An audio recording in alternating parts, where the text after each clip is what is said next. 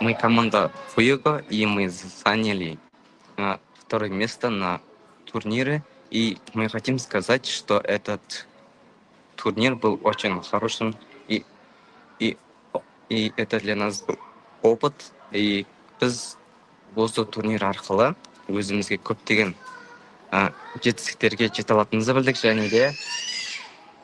және де біз өзіміздің болашағымызға деген үмітімізді біле алдық, потому что біз екінші орын ала алып, біз 200 теңге жинап, біз осы ақшаға өзіміз бөлек бір музыка жаса алатынымызды түсіндік. Оған қоса біз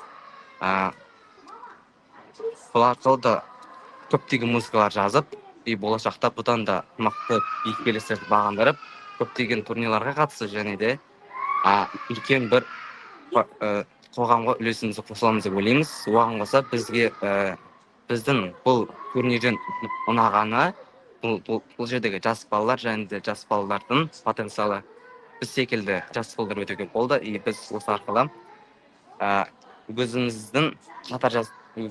өзіміздің жастағы қатар балаларды көрдік, және де біз олардың мотивация алдық, және де дисциплинаны түсіндік біз.